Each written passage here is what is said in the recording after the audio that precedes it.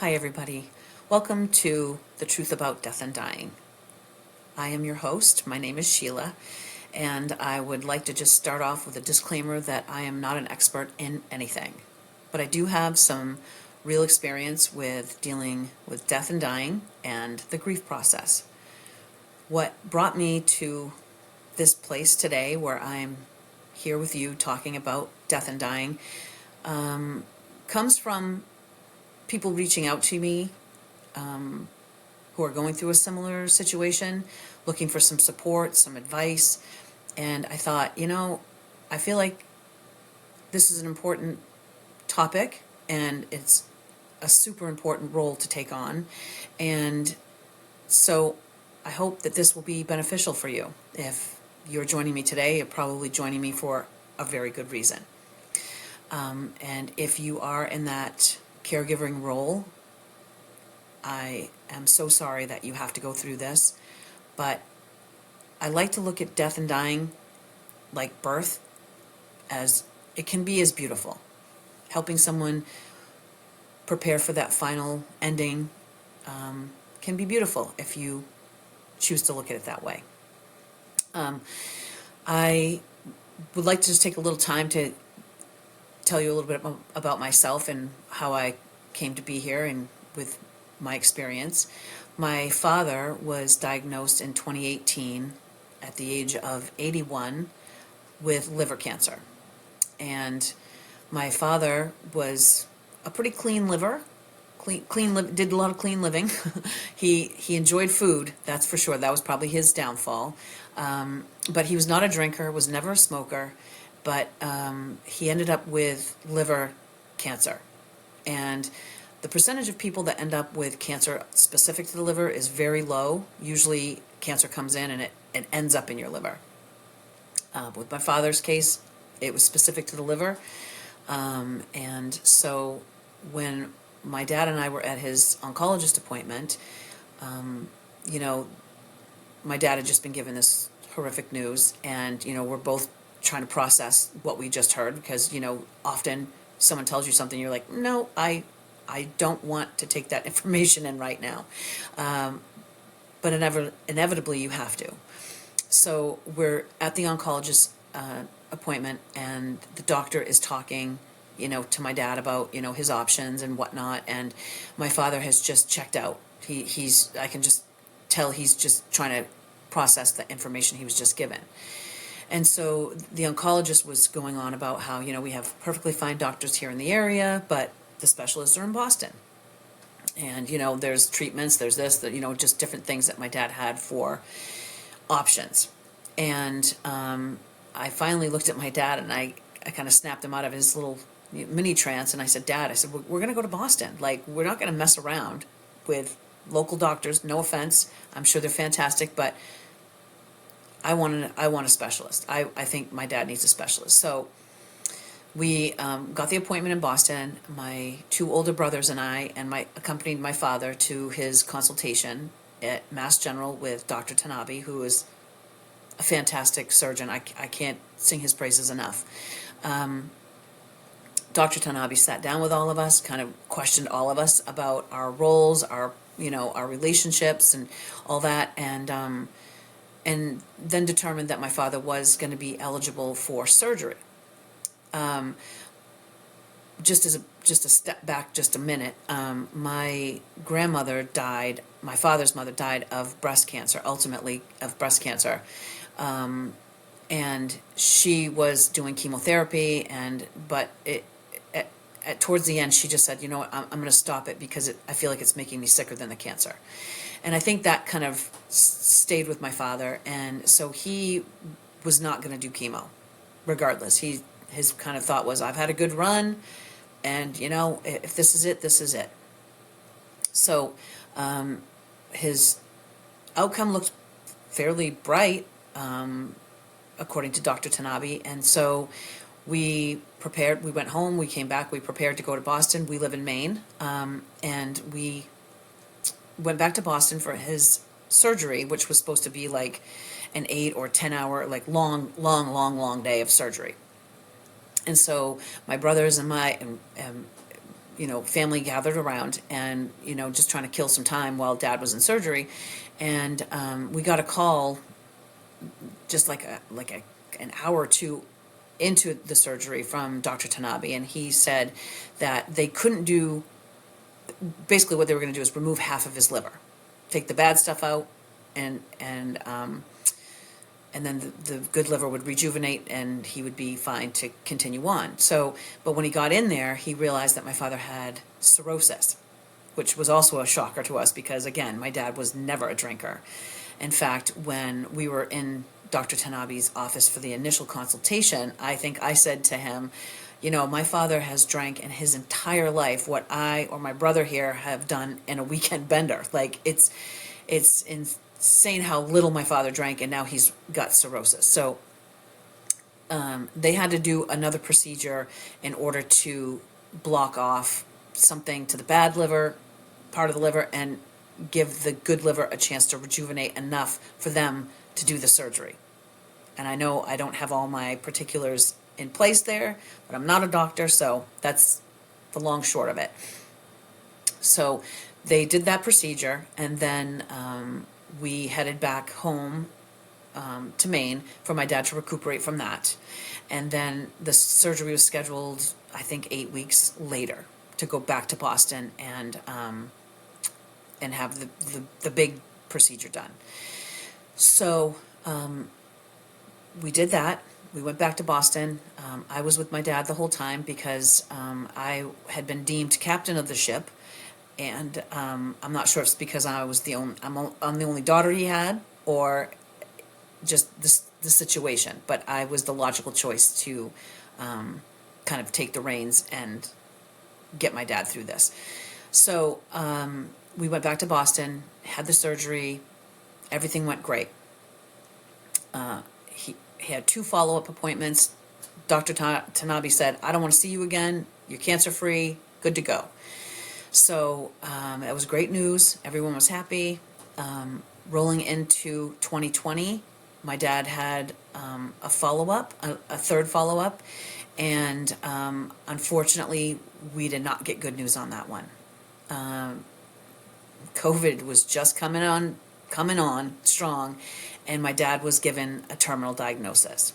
The cancer was back with a vengeance, and the oncologist locally said, if you have 6 months, 6 months, but they never know for sure. But so, we kind of scrambled to prepare for this. I called hospice, got them on board, and we went with a local hospital affiliate company. And I just want to mention that to anyone that is kind of coming into this scenario or into this process, hospice doesn't usually come on board until you've been given a diagnosis of 6 months or less to live. And I'd also like to mention that you don't have to go with the first hospice team you talk to.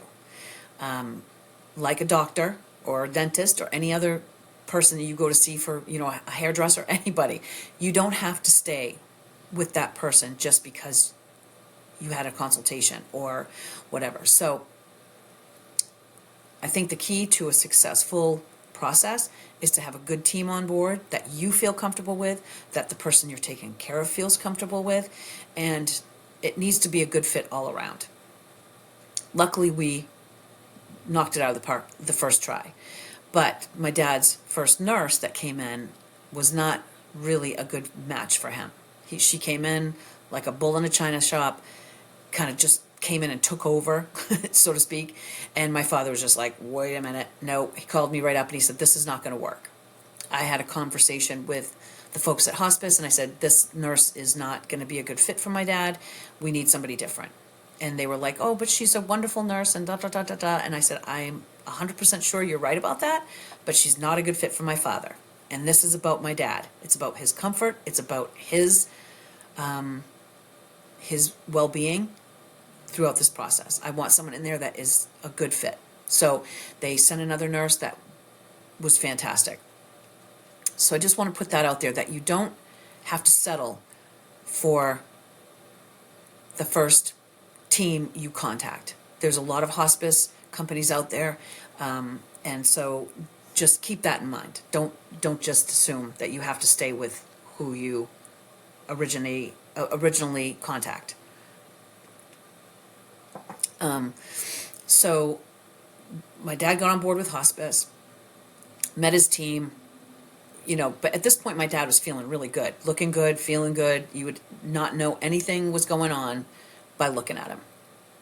So the months, he was still living independently, and the months rolled into, weeks rolled into months, and by summertime, and I can't remember exactly, I don't know if it's 90 days, but hospice comes, like the doctor will come and do an assessment to see where the person is at, and it might be 90 days, but I can't, don't quote me on that.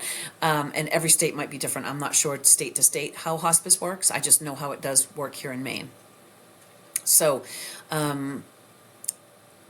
in the summertime, my dad called me and he said, hospice kicked me out. And I'm like, what do you mean they kicked you out? And he said, they discharged me. I said, Dad, that's what you want, because there's only two ways out of hospice. One, you die, or two, you're feeling so good that they don't need to be there for you. That's a good thing. So, we rolled in to the new year, and my dad was still feeling good. Starting to show a little bit of signs of a downward kind of, motion. Motion's the right word. But there were little things along the way, but nothing alarming. He was still feeling good. And there was an incident in the summer of 2021. He got his diagnosis March of 2020, and we assumed by September he would be gone. But then Christmas rolled around, we came into the new year, and COVID was wreaking havoc, and it was in the summertime, I think it was like July of 2021, and my dad had this incredible pain in his shoulder. And someone had given me a really good piece of advice, that because when you're in hospice care, you have agreed that you are just going to do palliative care. You're not going to do anything that's going to prolong your life or anything like that. You just comfort care is all it's about. But somebody had said, if your dad falls and breaks his arm, take him to the hospital, get him fixed up. That's not what's going to kill him. So my dad had this pain in his shoulder, and like excruciating. Like I walked into his house and he looked like he wanted to die. And so I called the doctor and I said, listen, I don't know if this is the cancer that has now moved into his bones, perhaps, and that's what's causing him pain. I said, but I want to get an x-ray. I want an x-ray to see what is going on here and know how to take care of him. He's in agony. So it took a bit of doing. I will say that. So you have to kind of, be a bit of a bulldog maybe. But so I got him in, got an x-ray, comes back. He had severe arthritis is all it was. And they said, you know what? He has morphine on hand. Give him a little morphine. It was fine. Took care of it. It was all good. But this could have been, a situation where I would have been like, well, Dad, I don't know, always ask questions. And it's okay to seek help if you think you need it. It's just, there's that tricky line with hospice that, they're not going to treat the cancer. They're not going to, that's not what they're there for. But if someone falls and breaks a leg or breaks an arm or anything else, seek medical attention. And it's because it's kind of a weird situation to be in, and hospice has their rules. But anywho, so my dad, we took hospice back on, I think about summertime, we took them back on, and that's when my father kind of started to deteriorate. August, I noted, he fell. He had a couple of falls, and I realized that, he could no longer live independently. I needed to move in because, again, it was the logical choice for me to do that. So I was working remotely, which was very helpful at the time. So I was able to work from home, take care of my dad, keep my eye on him all day, and but that's when he really started to kind of to turn. So long story short, maybe long story longer, my dad died on November 5th of 2021.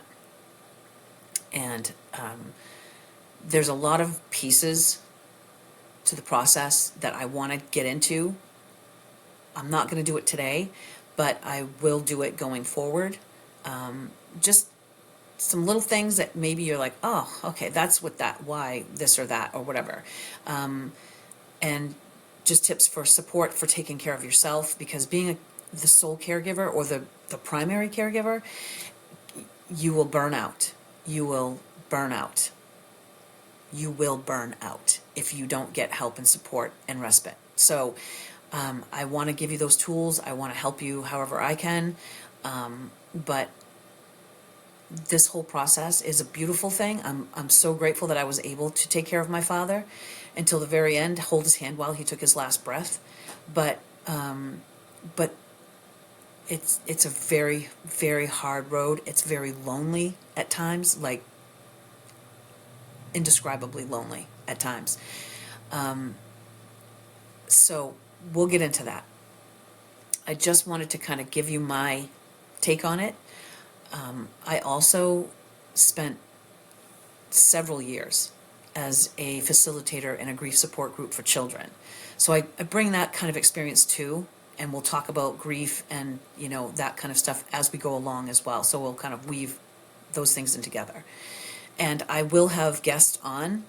I'll probably do the first couple of episodes, just me, and then I'm going to bring on some folks who have gone through this similar situations, and I want to get their take on it, and, you know, perhaps something they bring to the table will help you as well. And I'm hoping to get my dad's social worker and my friend Christine on. I'm hoping I can convince her to come on and do a show with me, and get her perspective as a hospice social worker. She was fantastic. My dad absolutely loved her. The whole family loved her, you know, and she has a lot of knowledge and experience to bring to the table, which I hope she will do. So we'll see. But for now, I'm going to wrap this one up, and I thank you so much for joining me. I hope that going forward you will join me for more episodes, and I hope that I can lend support if necessary. You can find my email address in the contact information, and please email me if, you know, even if you just need to vent, or, you know, just looking for a little support or help, or if you have an antidote that might be helpful to other people. I want to know. I want this to be an interactive kind of podcast where, you know, people can be heard and scenarios can be discussed, and, you know, I just, support in this role is, it's a necessity.